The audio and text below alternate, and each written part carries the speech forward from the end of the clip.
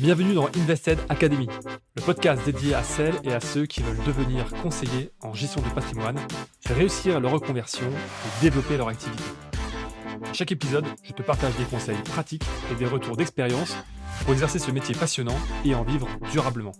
Je suis Cyril, fondateur d'Invested.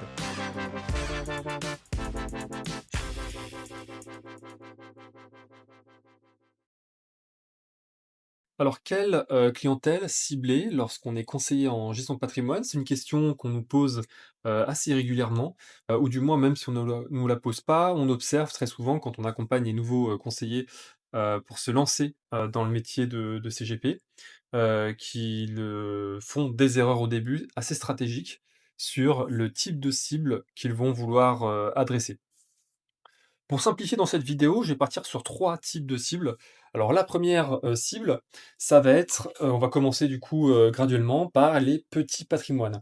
Alors quand j'entends petit patrimoine, je vais prendre à peu près, des revenus moyens annuels nets de 30 000 € approximativement, par personne. Donc si on accompagne un foyer de 2 personnes, un couple, on serait sur des revenus annuels d'environ 60 000 € à l'année net et sur un patrimoine, parce que là, du coup, je parlais plutôt en termes de salaire, mais ce qui est important aussi, c'est au niveau du patrimoine, moins de 50 000 € d'actifs nets, de liquidités à côté. Je compte pas forcément, la résidence principale. On va avoir, soit des profils, techniciens, ouvriers ou, éventuellement aussi des gens des CSP, on va dire, plus cadres, mais des personnes qui sont assez jeunes, généralement de moins de 30 ans. On va retrouver pas mal de personnes dans cette catégorie-là. Alors, est-ce que c'est une bonne cible? Déjà, c'est une cible qui est facile à atteindre puisque, en termes de proportion de la population française notamment, on va, en avoir, davantage au niveau de cette cible. Donc c'est une cible qui est extrêmement large. Donc on peut trouver, beaucoup de clients. Donc pour démarrer, pourquoi pas, hein, quand on est CGP. La seule difficulté que l'on va avoir et moi j'ai mis, quelques inconvénients que l'on peut avoir et de mon expérience, de ce que je peux observer, c'est qu'on va avoir, déjà une cible qui est assez volatile.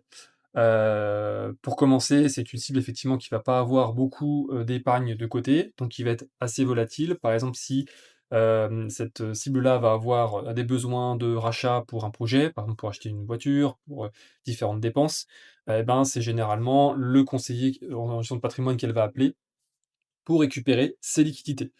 C'est aussi une cible qui est assez mouvante, hein, qui va pas hésiter parfois, placer l'argent chez ce conseiller en gestion de patrimoine et le replacer éventuellement ailleurs ou à venir le consommer. Donc au niveau en termes de fidélité, c'est pas génial, on va dire, hein. Encore une fois, je généralise, hein, mais c'est ce qu'on peut observer. Ce sont des profils qui ont un peu plus de temps aussi à consacrer s'ils s'intéressent au sujet d'investissement. Ils vont y passer parfois un peu plus de temps que des profils, qui ont peut-être un peu plus en termes de travail, un peu plus de un peu moins de temps en tout cas à y consacrer sur ces sujets-là. Donc des personnes qui vont s'intéresser, aller sur des sujets en ligne, se former parfois en ligne. Donc elles vont voir peu de valeur pardon, dans l'accompagnement d'un conseiller en gestion de patrimoine et ce qui aussi peut s'expliquer parce que compte tenu du profil, il va y avoir peu de problématiques patrimoniales, uniquement plutôt des problématiques de placer de l'argent. Ou enfin, le potentiel vraiment d'un CGP ne sera pas exploité à 100 et donc elles vont voir peu de, plus-value à l'accompagnement d'un CGP et donc le CGP aura énormément de difficultés à valoriser ses honoraires, qui seront jugés trop chers par ce type de cible, ou éventuellement de valoriser des commissions supplémentaires des commissions en plus pour payer son travail de suivi que n'aurait pas, par exemple, une plateforme en ligne, là où peut-être, cette type de cible ira davantage placer son argent. Là, on est vraiment sur une cible, sur plutôt un modèle de volume qui, pour moi, ne rentre pas dans vraiment dans la cible du conseiller en gestion de patrimoine, mais plutôt des courtiers en ligne. Par exemple, quand vous allez voir effectivement des courtiers en ligne en assurance, assurance vie, en, compte titres, en SCPI par exemple, et bien, effectivement, ces courtiers en ligne vont faire beaucoup de volume, mais sur des tickets assez faibles. Et donc ça veut dire, peu de personnalisation, principalement des offres assez packagées, pas d'accompagnement humain et pas de stratégie vraiment mise en place, mais uniquement venir faire un rôle de courtier, hein, donc fournir, des services, d'investissement ou des fournitures d'investissement, sans un vrai conseil derrière, en tout cas personnalisé comme on peut l'entendre lorsqu'on est conseiller en gestion de patrimoine. La deuxième catégorie, j'ai pris, on va dire, les patrimoines moyens, ce que je vais appeler effectivement CSP+, cadre sup, ingénieur, les profils effectivement de direction. On a quand même un marché donc qui est plus restreint que le 1er marché, qui reste quand même assez important. On va avoir généralement des clients qui ont aussi des responsabilités au travail, qui finissent parfois tard le travail, qui doivent aussi gérer, les enfants et cetera. Les autres activités personnelles qu'ils vont avoir à côté. Donc ils vont avoir peu de temps, très souvent, pour gérer leur argent. Le fait que, ils aient aussi une fiscalité importante, enfin des revenus importants vont générer, pardon, une fiscalité importante, donc une forte pression fiscale et donc, le recours à un CGP va parfois être, un du moins pour l'accompagner aussi sur le volet fiscal, va être important pour ce type de population. Sachant aussi qu'il y a des revenus qui sont généralement plus confortables, on va avoir aussi, des sujets sur l'effet de levier du crédit. Donc derrière, c'est, intéressant bien évidemment pour le client qui va pouvoir se créer, davantage de patrimoine grâce au levier du crédit.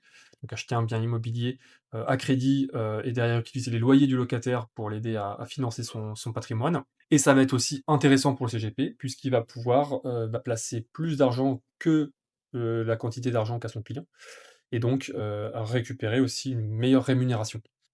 Ça reste une cible qui a vraiment besoin d'un accompagnement généralement humain, parce qu'effectivement, comme je le disais, pas mal de travail, peu de temps pour eux. Parfois, voilà, c'est aussi des sujets aussi qui parfois ne les intéressent pas tellement, de passer des heures à essayer de comprendre, à comparer, les meilleurs investissements. Donc ils préfèrent avoir un CGP quitte à payer, peut-être un peu plus cher en termes de commission et payer des honoraires, ils préfèrent avoir un conseiller dédié. Pour moi, le début du marché du CGP, vraiment commence ici. Ça va être vraiment sur de la CSP+ et c'est sur ce marché qu'il faut à minima s'adresser. Si vous voulez, bah, derrière, avoir des relations plus détendues avec des clients, cette catégorie de clients va mieux comprendre, généralement les enjeux sur du long terme, va avoir plus de liquidité, donc va pas vous rappeler en priorité pour venir acheter des contrats que vous avez mis, en place avec le client. Généralement respecter les horizons de placement et donc ça veut dire derrière aussi, bah, dégager de meilleures performances et plus de satisfaction. Plus de satisfaction, plus de recommandations et c'est comme ça que vous allez aussi pouvoir pérenniser, votre activité de conseiller en gestion de patrimoine. Enfin, j'ai fait une troisième catégorie, où là, on va encore monter en termes de gamme, les gros patrimoines. Alors quand je parle de gros patrimoine, plusieurs millions d'euros, généralement, on va avoir, des chefs d'entreprise qui, soit sont encore en activité ou ont revendu leur entreprise. Donc là, généralement, il y a des, gros il y a des gros capitaux qui sont récupérés par les chefs d'entreprise au moment de la cession de leur activité. On va aussi avoir des héritages, parfois aussi ça peut arriver, ou aussi, des très gros postes, où on va avoir des conseillers qui vont avoir des patrimoines assez conséquents. Des sportifs aussi, ça peut évidemment arriver. Donc le marché là, se restreint. Il est déjà beaucoup, beaucoup plus petit. Il est déjà bien pris, par les, cabinets de conseillers en gestion de patrimoine et aussi par les banques privées. Il est très difficile à atteindre pour les CGP, parce que, le relationnel va énormément jouer. Moi, ça m'est déjà arrivé, hein, d'être en concurrence avec, enfin d'arriver un peu plus tard que d'autres confrères, qui ont mis en place des solutions avec des sportifs, des chefs d'entreprise et cetera. Pour autant, leurs solutions parfois étaient pas les meilleures. En tout cas, moi, je jugeais qu'on pouvait faire beaucoup mieux, que parfois, des conseillers, même parfois n'hésitaient pas vraiment à, taper très fort en termes de commissions, et en termes de frais, et du coup, les performances étaient pas exceptionnelles, hein, des placements qu'ils proposaient. On pouvait faire beaucoup mieux.